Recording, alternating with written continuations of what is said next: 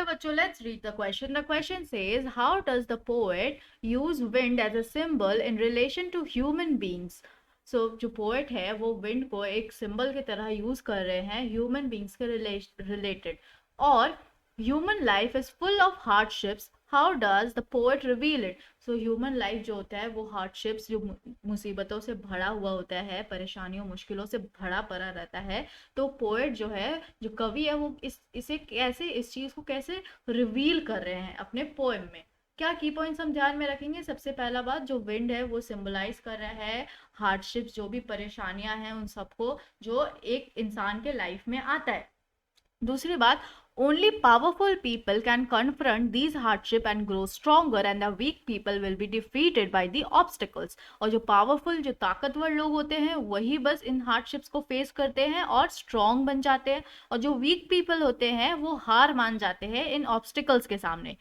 Then only physical and mental fitness can help to overcome the unfavorable conditions. और जो conditions आपके favour में नहीं होती है, जो circumstances आपके फेवर में नहीं होती है, अगर आप फिजिकली और मेंटली फिट है तभी आप इन चीजों को ओवरकम कर पाएंगे. आइए जानते हैं इसका आंसर क्या होगा. सो इसका आंसर हम ये लिख सकते हैं, जो विंड है वो यूज किया गया है पोएट द्वारा ये सिंबल दिखाने के लिए जो लाइफ में डिफिकल्टीज आती है, एक ह्यूमन लाइफ में डिफिकल्टीज आती है. देन जो ह्यूमन है उनको सफर करना पड़ता है सैडनेस से, डिफिकल्टी से, फेलियर से, और ये जो सारे प्रॉब्लम होते हैं ये सब पावरफुल होते हैं, राइट. और इनको कौन फेस कर पाएगा, कॉन्कर कर पाएगा? जो बहुत ज्यादा स्ट्रांग होते हैं. पीपल, जो लोग जो वीक होते हैं, इन्फॉर्म होते हैं या फिर हेजिटेंट होते हैं, वो गिव अप कर देते हैं इन एडवर्सिटी के सामने में, इन परेशानियों के सामने, और एक्सेप्ट कर लेते हैं कि वो हार मान गए हैं.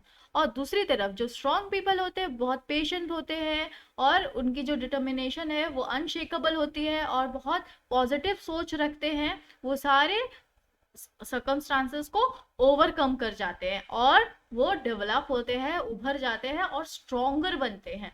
जो ह्यूमन लाइफ होती है वो कभी भी बिना स्ट्रगल के नहीं होती है. सो ह्यूमन लाइफ में हमेशा स्ट्रगल रहता ही है, और इन अनफेवरेबल कंडीशंस को ओवरकम करने के लिए किसी भी इंसान को फिजिकल और मेंटली स्ट्रॉन्ग रहना पड़ता है.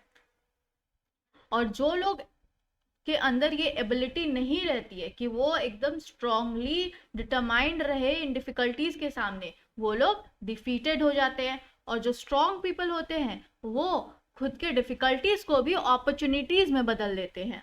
Let's frame the answer now. The wind has been used by the poet as a symbol of life's difficulties in regard to human beings. Humans have to suffer sadness, difficulty, and failure. These problems are so powerful that only the most strong people can conquer them and go forward.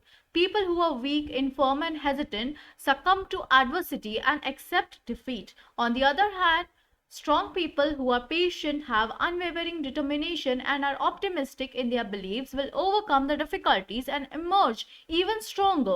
Human lives will never be without struggle. To overcome unfavorable conditions, one needs to be physically and mentally strong. Those who have the ability to hold strong in the difficulties cannot be defeated. Strong people can turn their difficulties into opportunities. I hope you understood it well. Thank you. Best of luck.